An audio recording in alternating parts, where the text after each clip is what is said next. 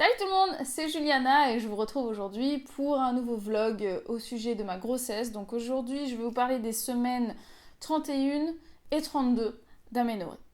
Donc pour ceux qui ne me suivaient pas avant, enfin jusqu'à présent, oui, je suis enceinte. Actuellement, donc je suis à 32 semaines et, que je dise pas de bêtises au moment où je filme, je suis à 32 semaines et 3 jours. Oui, parce que je note. J'ai un petit tableau ardoise dans mon couloir et tous les matins je rajoute un jour et je retire un jour sur le nombre de semaines et de jours restants avant que bébé soit à terme, donc c'est-à-dire à 37 semaines d'aménorrhée. Donc il me reste 4 semaines et 4 jours à tenir. Donc voilà, bientôt 4 semaines et 3 jours puisque la journée est presque terminée. Donc voilà, j'essaie vraiment de compter pour essayer de m'encourager et de me dire que c'est bientôt fini. Pas dans le sens où je suis pressée de ne plus être enceinte, puisque vraiment je commence à véritablement apprécier ma grossesse. Et pourtant je suis alitée. Mais c'est surtout que j'ai hâte d'arriver, de passer le cap où bébé n'aura plus ce risque d'être prématuré. Donc à 37 semaines d'aménorrhée, le bébé est considéré comme mature. Donc j'ai hâte d'arriver à ce stade-là. Pour moi, ce sera, je crois, si je dis pas de bêtises, mi-août. Voilà, donc c'est pour dans bientôt. Donc je tiens bon. Donc pour les petites nouvelles par rapport à la dernière fois, donc la dernière fois que je vous ai parlé, c'était, je pense, il y a un petit peu plus de 15 jours. Non, c'était plus que ça, enfin bref. Entre-temps, j'ai revu mon gynéco. Donc j'ai vu mon gynéco il y a 15 jours. Je l'ai vu il y a 15 jours. Et donc il a regardé mon dossier. Sur mon dossier, il a vu que effectivement j'avais une écho du col qui a été faite par son collègue. Donc il m'a un petit peu demandé c'était pourquoi, qu'est-ce qui s'est passé. Donc je lui ai expliqué la situation, les contractions, les douleurs, etc. Donc il m'a examiné, ça a été le check-up total. Donc j'ai été super contente d'avoir droit à une petite échographie. Donc on a vu bébé, elle était trop mignonne.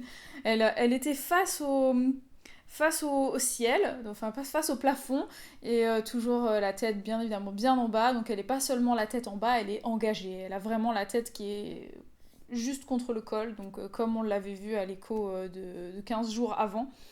Et elle avait le visage qui était face à la sonde, complètement face à la sonde. Et ce qui était trop drôle, c'est qu'en fait, le placenta est juste au-dessus de son visage.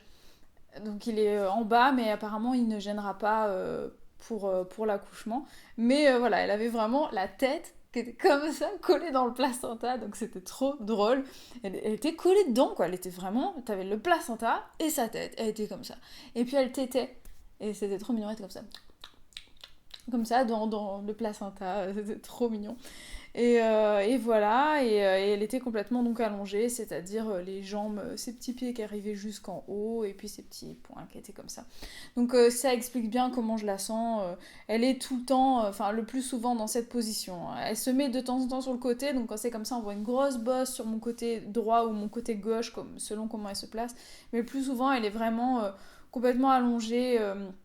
Donc face au monde et c'est trop marrant parce que c'est pour ça que je sens vraiment tous les coups, je la sens bouger, c'est vraiment vraiment génial. Donc voilà pour ça, donc bébé va très bien, son cœur va très bien et donc il a regardé le col aussi, donc que ce soit avec sa main ou avec la sonde pour l'échographie endovaginale. Donc on a bien vu ce qui s'y passe. Donc le col est toujours fermé, il n'y a pas de souci. Par contre, il s'est raccourci, donc par rapport à 15 jours avant, j'ai perdu 0,8 mm. Donc là, je suis rendue à 30 mm de longueur, donc ce qui commence à être considéré comme un col court. Donc je suis un peu à risque pour une naissance prématurée. Mais il m'a dit que normalement, à mon stade, je devrais réussir à arriver à terme. Mais bien sûr, le repos est de mise et vraiment, il faut que je reste allongée le plus possible pour éviter que la gravité fasse son travail et puis pour éviter que j'ai trop de contractions. Parce qu'en fait, dès que je fais un effort physique, je vais avoir des contractions. Et l'effort physique, c'est pas d'aller faire du sport. Mon effort physique, ça va être de rester debout, de monter des escaliers, de porter un sac de linge, voilà. Donc du coup, je peux plus faire grand-chose. Je suis coincée dans mon canapé, je tricote, je lis. Je peux même plus trop aller sur l'ordinateur puisque pour être sur l'ordinateur, en fait, vu que j'ai plus l'écran, enfin bref, j'ai plus d'écran, bref, je suis sur ma télé, je suis branchée d'une certaine façon que je ne peux pas ne pas être assise. Pour être sur l'ordinateur, je suis obligée d'être assise. Donc pour être assez près de l'écran, enfin bref, c'est tout un micmac et ce qui fait que je suis, voilà, mes temps d'ordinateur sont assez réduits. Là, je suis assise, je suis plutôt assise que semi-allongée, donc je sens qu'elle pèse sur le col, donc je vais pas rester comme ça trop longtemps. Donc j'espère que cette petite vidéo vous a plu, que ces nouvelles vous ont intéressé. En tout cas, elle est toujours là, elle est toujours bien au chaud. Je revois le gynéco pour la 3e écho officielle dans une semaine. Donc c'est-à-dire mardi, la semaine prochaine. Il me tarde, on saura combien elle mesure, combien elle pèse, si mon col c'est pas trop raccourci, s'il a pas commencé à se dilater. Donc ça m'angoisse un petit peu, mais bon, j'essaie de pas trop stresser, j'essaie de... Voilà. Ah oui, et autre petite nouvelle, enfin petite nouvelle, grande nouvelle, j'ai enfin terminé et bouclé ma liste de naissance. Je crois, même si je la modifie un petit peu de temps en temps. D'ailleurs, si vous avez déjà des enfants, si votre liste est déjà faite, n'hésitez pas à dérouler la barre d'infos, allez voir la mienne pour me dire s'il y a des choses que vous me conseillez d'ajouter ou de retirer. Voilà, et puis sinon, qu'est-ce que j'allais vous dire d'autre? J'ai commandé la chambre, j'ai commandé...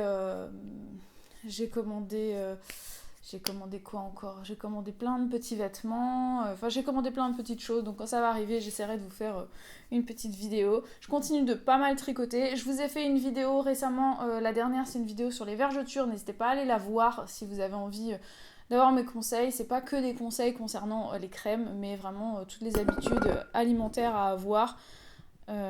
Voilà, mon meilleur ami en ce moment, le brumisateur. Et le deuxième ami, vous ne le voyez pas ici, c'est mon ventilateur, parce que je suis dans le sud, il fait une chaleur incroyable et horrible. Juste aujourd'hui, ça c'est couvert, il y a du vent et c'est trop bien, ça fait vraiment plaisir, parce que là on avait quelques jours de canicule. J'étais mal, mais mal, c'était horrible.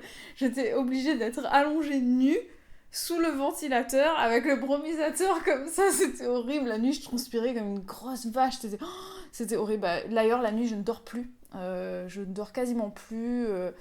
J'ai tout le temps envie de faire pipi, j'ai tout le temps mal partout. J'ai pas mal au dos, bizarrement, j'ai pas du tout mal au dos.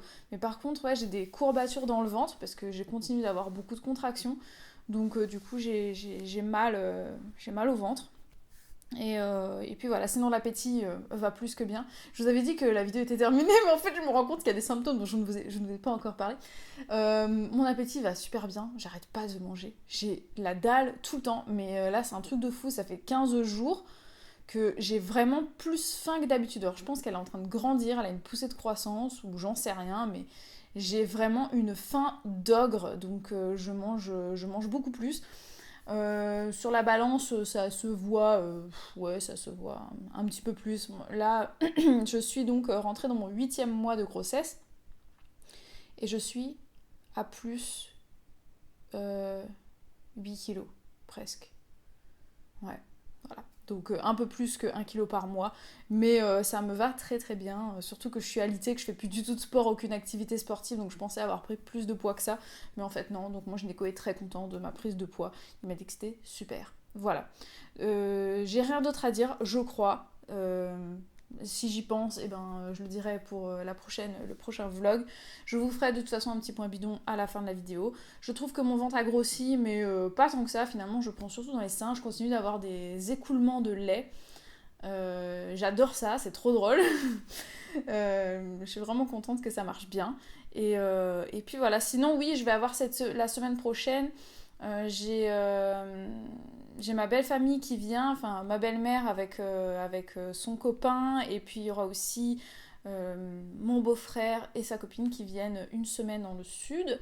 Donc on va passer une semaine ensemble, donc ça va être cool de se retrouver un petit peu, on va passer du temps, enfin j'allais dire à visiter la région, mais en fait non, ils vont visiter la région et moi je resterai dans mon transat à l'ombre parce que je ne peux pas marcher. Voilà, donc pour une grande sportive, pour une sportive comme moi, je peux vous dire qu'au début c'était très frustrant. D'ailleurs, n'hésitez pas à me dire si vous avez envie que je fasse une vidéo pour vous parler un petit peu plus en détail de ça, de comment je le vis, le fait de ne plus du tout faire de sport et au-delà de ça, de plus du tout d'avoir droit à une activité physique, donc de rester allongé et comment je le gère, comment je le vis et puis voilà, et puis mes conseils pour mieux le vivre. Peut-être que ça pourrait faire le sujet d'une vidéo qui pourrait vous intéresser. Bref, n'hésitez pas à me parler de vos grossesses à vous, hein, ça me fait toujours plaisir de lire vos commentaires. J'ai pas toujours le temps de répondre à tout le monde, c'est tout simplement parce qu'en fait je lis vos commentaires depuis mon téléphone portable, puisque je peux utiliser mon téléphone portable en étant allongée dans mon canapé, mais l'ordinateur, voilà, pour répondre, parce que j'aime pas répondre sur mon téléphone. Voilà, je dois être une vieille. C'était mon anniversaire la semaine dernière, pour ceux qui ont suivi l'affaire. D'ailleurs, je vous remercie du fond du cœur pour ceux qui m'ont souhaité mon anniversaire. Donc c'était le 8 juillet, mon anniversaire. Donc ça y est, j'ai 29 ans. Ma dernière année en tant que j'allais dire en tant que vingtenaire, ça n'existe pas. Dans la vingtaine, l'année prochaine j'aurai 30 ans. Et puis surtout ma dernière année sans bébé. Donc l'année prochaine, je serai maman pour mon anniversaire. Et donc, oui, je pense que je vais être un peu une vieille parce qu'en fait, sur mon téléphone, j'aime pas texter, j'aime pas écrire du texte sur mon téléphone, ça me saoule, ça m'énerve. Donc, répondre aux messages privés, répondre aux mails, répondre aux commentaires, les Insta Direct, je réponds jamais. Je sais pas si vous avez remarqué, si vous m'en envoyez, je ne réponds pas aux Insta Direct. Tout ça pourquoi ? Parce que j'aime pas écrire sur mon téléphone. Donc déjà quand j'écris des posts Instagram, mais c'est une plaie pour moi d'écrire des commentaires, et puis de répondre et tout. Pourtant j'adore faire ça, lire et tout ça, échanger avec vous, mais j'aime pas écrire sur mon téléphone. Donc du coup le plus souvent c'est sur l'ordinateur, et comme je peux plus trop utiliser l'ordinateur en ce moment, et ben je ne peux plus trop répondre aux commentaires. Mais par contre je me fais une joie de vous lire donc depuis mon téléphone. Donc n'hésitez pas à commenter, à continuer de m'encourager. Quand je vous lis, ça me motive et ça me fait que le temps passe un peu plus vite. Voilà, ça fait quelques jours que je devais filmer ce vlog et en fait je l'ai pas fait plus tôt parce que c'est pas que j'avais la flemme, mais c'est que j'étais fatiguée. Vous l'avez remarqué dans le dernier vlog, il y en a plusieurs qui m'ont dit mais tu as l'air fatiguée et tout ça, mais comme je vous l'ai dit dans le vlog, je suis fatiguée en fait. Je n'ai pas seulement l'air fatiguée, je suis fatiguée, je ne dors plus. J'essaie de garder le sourire, la motivation et tout, mais c'est pas tous les jours facile parce que j'ai peur d'accoucher à tout moment et je sais qu'elle est pas prête à naître tout de suite. J'ai envie de la garder au chaud encore un moment, et puis je suis quand même assez seule pendant mes semaines puisque mon mari travaille. Et donc on est très souvent amené à ne pas se voir de la semaine parce qu'il dort pas à la maison, enfin bref. Donc voilà, une situation qui n'est pas toujours très évidente psychologiquement, surtout que je dois rester dans mon canapé et que je peux pas faire mon ménage moi-même, donc je suis obligée d'attendre le week-end qu'il vienne me faire mon ménage. J'ai plus de plaisir à faire la cuisine parce qu'il faut que je le fasse de manière expéditive, parce que voilà, quand je suis debout, j'ai des contractions. Bref, tout ça pas pour me lamenter, mais pour vous dire que oui, j'ai l'air fatiguée parce que je suis fatiguée. Voilà, donc ce n'est pas la peine de me dire que j'ai une tête d'enterrement et que je suis blême et que j'ai l'air malade. Oula, j'ai failli faire renverser mon micro, il marche encore, c'est bon. Que j'ai l'air malade ou quoi, parce que voilà, c'est pas qu'une apparence, c'est que je suis fatiguée. Mais je vous l'ai dit, c'est normal. C'est bientôt fini. Voilà, donc on croise les doigts pour qu'elle tienne bien au chaud. Donnez-moi de vos nouvelles. Mettez un pouce bleu à la vidéo si vous l'avez appréciée, n'hésitez pas à la partager, n'hésitez pas à commenter, à vous abonner si ce n'est pas déjà fait, à attendre le petit point bidon qui va arriver juste maintenant, et je vous retrouve très vite pour une nouvelle vidéo. Ciao ciao. Donc voilà mon bidon à 7 mois de grossesse, à 32 semaines d'aménorrhée, plus 3 jours exactement, pour être très précis. D'ailleurs vous voyez mon tableau, il est ici, enfin, je sais pas si vous voyez. Et voilà, donc voilà le bide. La poitrine a pris beaucoup, donc pour les gens qui disent que c'est mon augmentation mammaire, que je me suis fait des seins gigantesques, plus gros que ma tête ou des choses comme ça, sachez qu'ils ne sont pas gros comme ça, enfin ils n'étaient pas gros comme ça avant ma grossesse, hein. C'est vraiment, j'ai pris beaucoup depuis que je suis enceinte, c'est affolant, affolant et j'ai du lait qui sort quoi, hein. Donc oui, je sais que je n'accumule pas le lait maintenant, mais il y en a quand même un petit peu, même s'il y a aussi de la graisse, il y a un peu de lait parce que ça sort. Voilà. Même mon gynéco il m'a fait la remarque d'ailleurs. Et voilà le bide nu quoi. L'engin. L'engin quoi. C'est... Enfin, il est pas si gros. Je sais qu'il y a des filles qui sont à mon stade de grossesse qui ont un ventre beaucoup plus petit. Mais moi ça me fait bizarre d'avoir un ventre voilà, de chaque côté.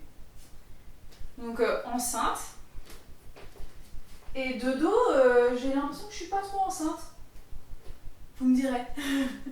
Voilà, donc la peau du ventre bien tendue. Je sais pas si on voit qu'elle est basse, mais en tout cas, quand on dit qu'elle est basse, ça veut dire quoi? Ça veut dire que la tête elle est en bas. Enfin, non, ça veut rien dire du tout. Parce que sa tête elle est là, mais là, voilà, il y a son corps, ses jambes. Là, je pense qu'elle est un petit peu repliée. Là. Elle doit être un peu accroupie. Voilà, le gros bite. Nourrir votre peau. Et comme votre peau sera nourrie de l'intérieur, elle sera plus élastique. Puisque les vergetures, elles apparaissent pas seulement si votre peau est sèche à l'extérieur, hein.